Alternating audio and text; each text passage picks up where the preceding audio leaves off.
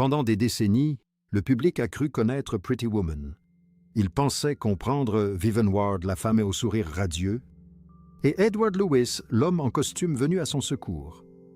Mais derrière le rire de Julia Roberts et le charme de Richard Gere, se cachait une histoire qui a failli ne jamais survivre au système des studios. Ce qui se déroulait hors caméra était plus sombre, plus dur, et parfois d'une violence insidieuse. Et la vérité, c'est que certains des moments les plus importants n'étaient pas destinés à être vus racontés ou mémorisés. L'histoire que Disney ne voulait pas que vous découvriez. Avant de devenir un conte de fées culturel, Pretty Woman était tout autre chose. Le scénario original de J.F. Elton s'intitulait Sans embâge 3000. Ce nombre n'avait rien de poétique ni de symbolique. Il était purement commercial. Ce prix représentait exactement celui qu'Edward Lewis avait payé à Vivian Ward pour une semaine de sa vie. Le scénario traitait cet accord avec une honnêteté brutale. Point de romantisme, point de sauvetage illusoire, juste de l'argent du pouvoir et une femme jetée aux oubliettes une fois devenue petit et inutile. Hilton a imaginé cette histoire en observant le monde impitoyable de la finance d'entreprise où les sociétés étaient démantelées pour le profit et où des vies étaient sacrifiées. Viv n'était dépeinte comme une femme déjà usée par le système. Elle ne cherchait pas à se faire bien voir à Beverly Hills. Elle y survivait. La toxicomanie, l'humiliation et l'engourdissement émotionnel n'étaient pas des détails, mais des éléments centraux. Edward, dans cette version, n'était ni tiraillé ni incompris. Il était froid, opportuniste et immuable jusqu'à la fin. La fin originale était particulièrement cruelle. Une semaine plus tard, Vivien fut jeté hors de la voiture d'Edward. On lui jeta l'argent. Le véhicule s'éloigna. Elle se retrouva plantée dans une ruelle crasseuse, fixant du regard cet argent qu'elle n'avait jamais désiré, réalisant que rien n'avait vraiment changé dans sa vie. Pas d'issue de secours, pas de rose, pas de rédemption. C'était l'histoire d'un pouvoir qui consume sans conséquence. Lorsque Disney a acquis le scénario, la panique s'est installée. Le studio ne pouvait pas se permettre de sortir un tel film. La consigne était claire, l'édulcorer, le remanier et supprimer tout ce qui pouvait gêner le public. Le réalisateur Gary Marshall a été engagé non seulement pour réaliser le film, mais aussi pour en transformer l'essence même. Des Indiens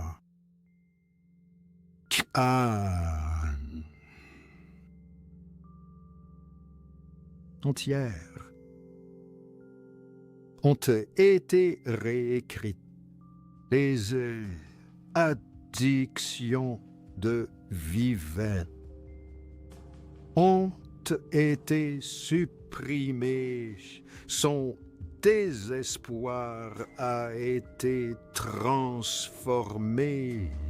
Optimisme. La cruauté d'Edward a été atténuée en une distance émotionnelle qui pouvait être surmontée. Même le titre a été jugé problématique. 3-0 sonnait froid commercial et comme l'ont plaisanté les dirigeantes évoquent davantage la science-fiction que la romance. Il fut décidé de renommer le film d'après la chanson de Roy Orbison, Oh Pretty Woman, déplaçant ainsi l'attention de l'argent au désir de la réalité au fantasme. Ce simple changement marqua le moment où le film cessa d'être un avertissement pour devenir un vœu. Mais des traces de l'histoire originale ne disparurent jamais complètement. Elles persistaient sous la surface, dans le déséquilibre des pouvoirs, dans l'hésitation de Vivian, dans la tristesse qui transparaît derrière son sourire. Ce que le public a vu était un conte de fées, Ce qui a été occulté, c'était une tragédie que les studios craignaient que les spectateurs ne soient pas prêts à affronter. Et ce n'était que le début, car, une fois l'histoire réécrite, les dégâts ne se sont pas arrêtés au scénario. Ils ont suivi les acteurs sur le plateau. Julia Roberts, la pression, la panique et les scènes qui ont failli la briser. Au début du tournage, Julia Roberts n'était pas encore une star. Âgée de 20 ans, elle venait d'être engagée pour un film dont le scénario avait déjà été remanié, l'identité visuelle redéfinie et qui avait failli être remplacé sans elle. Les dirigeants de Disney doutaient de sa pertinence depuis des semaines, cherchant discrètement des acteurs plus sûrs et plus établis. Malgré les efforts de Gary Marshall pour la garder, Julia connaissait la vérité. Elle est remplaçable et surveillée. Cette pression la suivait chaque jour sur le plateau. Des membres de l'équipe se souviennent plus tard qu'avant les scènes intimes, les mains de Julia tremblaient visiblement. Sa respiration devenait superficielle. Le stress se manifestait physiquement. Lors d'une des premières scènes romantiques, une veine a gonflé brusquement sur son front si fortement que le tournage a dû être interrompu. Le maquillage ne pouvait rien y faire. Ce n'était pas du théâtre, c'était une réaction physique à la peur. Julia était accablée par la responsabilité de porter un film d'un grand studio, sachant que ce dernier avait déjà tenté de l'évincer. Son angoisse ne s'arrêta pas là. Elle développa de l'urticaire pendant le tournage, provoqué par une nervosité si intense que l'équipe de maquillage avait toujours de la lotion à la calamine à disposition. Il ne s'agissait pas d'incidents isolés. Ils s'étaient intégrés au processus de production. Des scènes étaient retardées. Des ajustements étaient effectués discrètement sans annonce afin de préserver son calme. Gary Marshall avait compris quelque chose que le studio ignorait. La vulnérabilité de Julia n'était pas un handicap, mais le moteur émotionnel du film. L'une des interventions les plus intimes eut lieu lors d'une scène d'amour, lorsque Julia se figea complètement. Son pouls s'emballait. Son corps était tendu, sa concentration perdue. Au lieu de demander une autre prise, Marshall s'assit à côté d'elle et engagea la conversation. Non pas sur la scène, ni sur le jeu d'acteur, mais simplement une conversation ordinaire, des blagues, des distractions pour la ramener à l'instant présent. Lorsque le tournage reprit, la douceur que le public a tant appréciée par la suite n'avait pas été répétée. Ce fut un soulagement. Julia avait posé une condition dès le départ. Elle avait accepté d'incarner Vivian Ward, à une seule condition, à savoir ne pas apparaître nue à l'écran. Cette limite était primordiale pour elle, surtout compte tenu du sujet du film. La production l'a respectée, mais l'exposition émotionnelle exigée d'elle était bien plus importante que toute exposition physique. Elle a eu 21 ans pendant le tournage, fêtant son anniversaire dans une ruelle près du plateau avec un cupcake et une gorgée de champagne avant d'être renvoyée aussitôt travaillée. Ironie cruelle, la nervosité que Disney redoutait est devenue précisément ce qui a conquis le public. L'hésitation dans sa voix, ses expressions réservaient la façon dont Vivian semblait douter de sa propre valeur. Ce n'étaient pas des choix calculés, ils étaient authentiques. Julia Roberts ne feignait pas d'être submergée par un monde qui ne la reconnaissait pas à sa juste valeur. Elle vivait pleinement chaque scène. Et tandis qu'elle luttait pour garder la tête hors de l'écho, le plateau lui-même devenait peu à peu un lieu où le contrôle lui échappait, les règles étaient transgressées, et où les moments basculaient dans le chaos, parfois intentionnellement. Les phases et la douleur et les scènes qui dépassaient les bornes. Gary Marshall croyait en la spontanéité. Il était convaincu que si les acteurs étaient trop à l'aise, la vérité disparaissait. Alors il les déstabilisait constamment. Ce que le public percevait ensuite comme du charme et de la fantaisie était souvent né de l'épuisement de la surprise et de moments qui franchissaient une frontière ténue entre la mise en scène et la prise de risque émotionnelle. L'un des exemples les plus célèbres n'a jamais été inscrit dans le scénario. Lors de la scène des bijoux, quand Edward offre à Vivian un collier exquis, Julia se penche pour l'admirer. À cet instant précis, Richard Gere lui referme l'écrin sur les doigts. Son souffle coupé et son éclat de rire, soudain, n'étaient pas prévus. C'était la pure surprise. La scène était si réussie que Marshall l'a immédiatement choisie comme prise finale.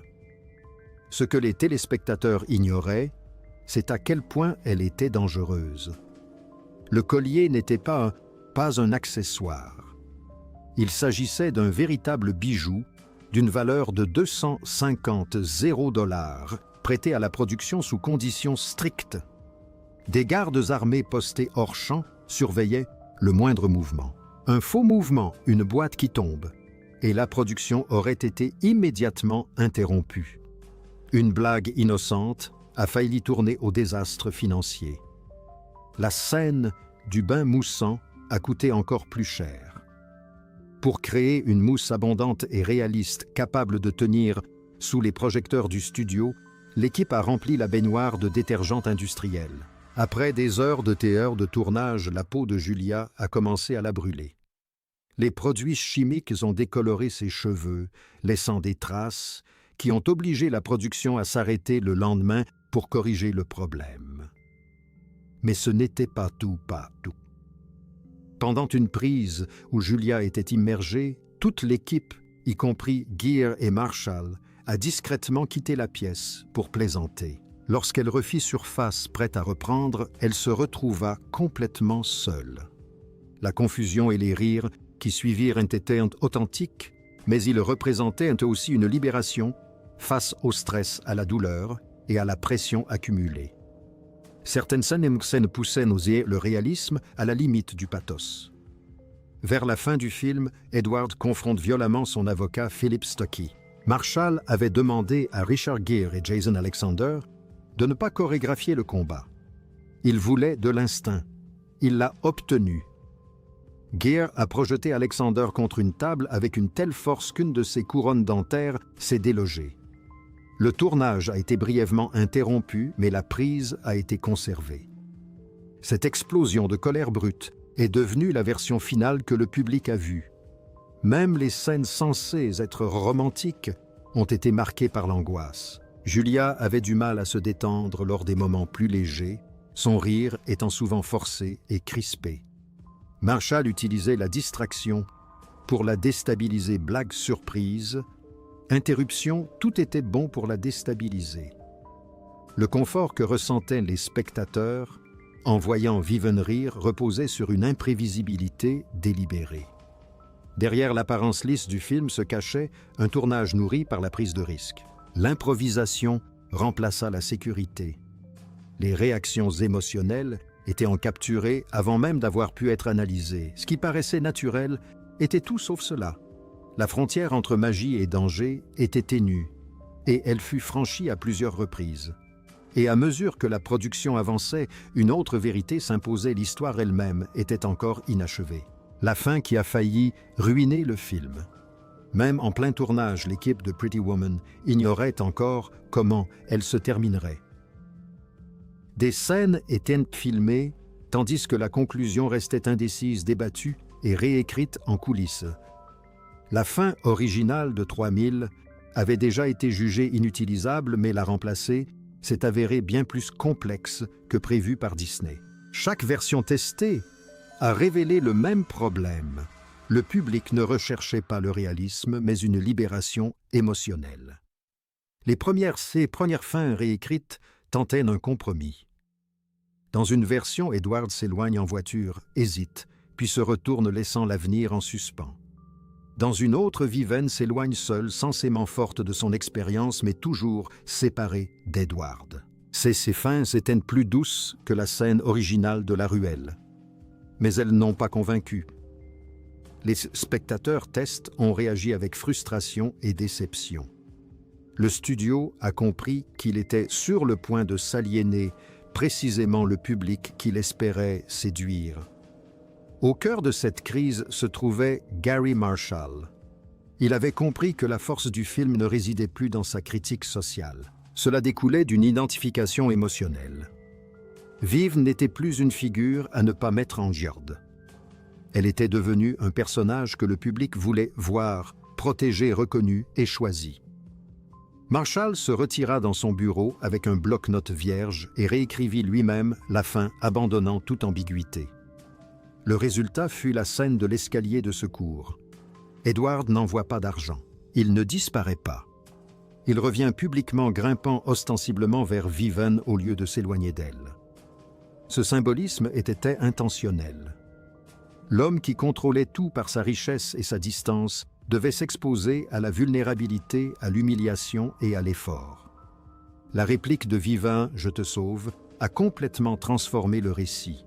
Il ne s'agissait pas de sauver une femme, mais d'une transformation mutuelle. La scène elle-même était difficile à tourner. Plusieurs prises furent nécessaires en raison d'interruptions constantes. Le costume de Richard Gere se salit à force de monter et descendre les escaliers.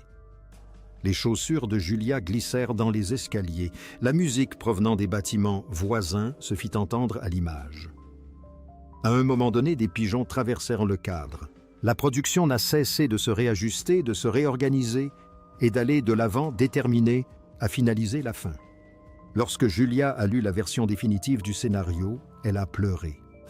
Non pas parce que c'était romantique, mais parce que cela donnait un sens à tout ce qu'elle avait enduré pendant le tournage.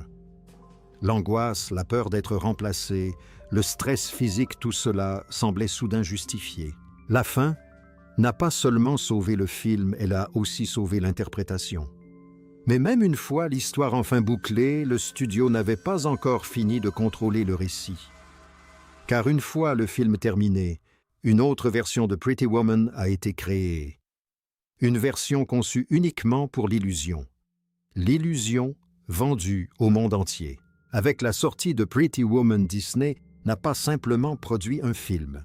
Ils ont créé un univers de rêve. Et comme tout univers de rêve, soigneusement construit, il a nécessité des modifications, des omissions et un contrôle.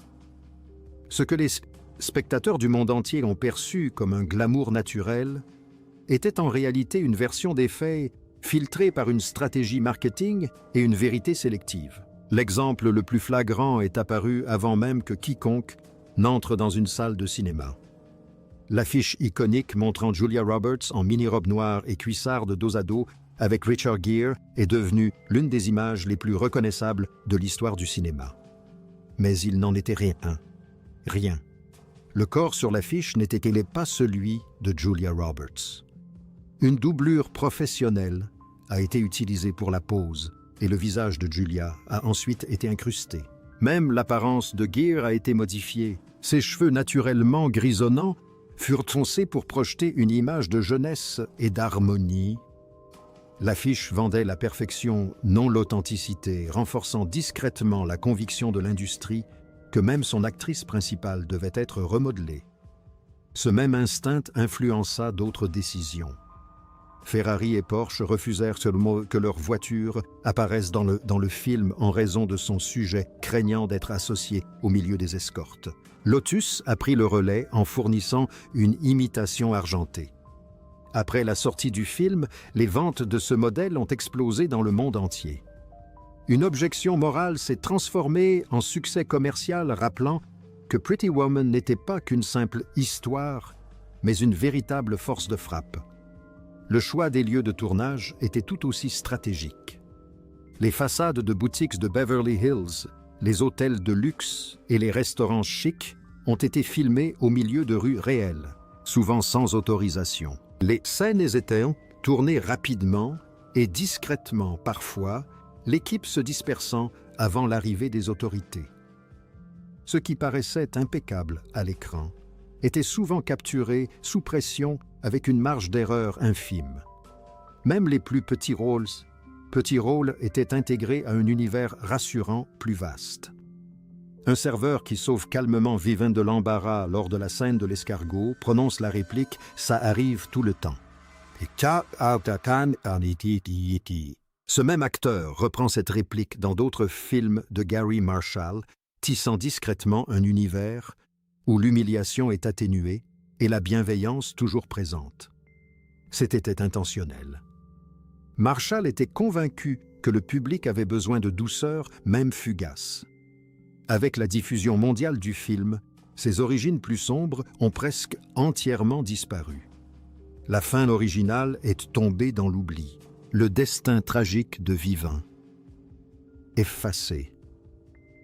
La ruelle remplacée par des roses. L'argent par l'amour. La tragédie, enfouie sous un conte de fées si convaincant que rares étaient ceux qui s'interrogeaient sur ce qui avait été gommé pour le faire briller. Ce dont le monde s'était pris n'était pas toute la vérité. C'était la version jugée acceptable. Et pourtant, malgré toutes les manipulations, quelque chose d'authentique a subsisté. La peur dans les yeux de Julia Roberts, l'hésitation dans son sourire, l'humanité qui transparaissait malgré le contrôle. Pretty Woman a perduré non pas parce qu'elle dissimulait parfaitement ses blessures, mais parce qu'elle ne le pouvait pas totalement. Maintenant que vous savez ce qui a failli être effacé, quel moment caché de Pretty Woman vous a le plus surpris? Était-ce la fin qui n'a jamais eu lieu, ou les scènes qui ont poussé les acteurs à bout? Dites-le nous dans les commentaires. Et si vous avez apprécié cette plongée au cœur des histoires inédites d'Hollywood, n'oubliez pas de liker, de vous abonner et d'activer les notifications pour ne rien manquer.